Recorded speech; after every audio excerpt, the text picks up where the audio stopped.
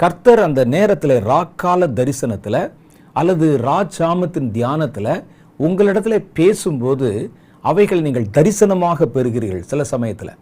சில சமயத்தில் உங்களுக்கு அவர் என்ன பேசினார்னு ஒன்றுமே தெரியாது, ஒரு கனவு மாதிரி தெரியும். அது எழுந்தால் கூட அந்த கனவு மறைந்து போய்விடும்.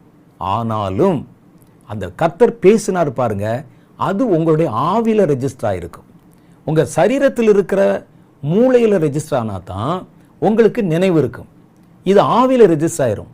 இந்த ஆவி என்ன செய்யும்னா கர்த்தரோடு பேசி கொண்டிருக்கும். கர்த்தர் அதோட பேசுவார். ஏன்னா சரீரத்திலிருந்து நீங்கள் தியானிக்கும் போது கர்த்தரத்தில் கனெக்ட் ஆகிறத விட ஆவியும் சீக்கிரமாக கனெக்ட் ஆயிரும். அப்போ கர்த்தர் உங்களிடத்துல பேசுவார்.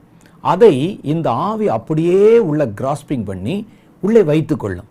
உங்களுக்கு ஏற்ற சமயத்தில் ஏற்ற நேரத்தில் அது உள்ளே ஸ்டோர் பண்ணி வச்சிருந்ததை உங்கள் மாம்சத்தில் இருக்கிற மூளைக்கு கடத்தும்.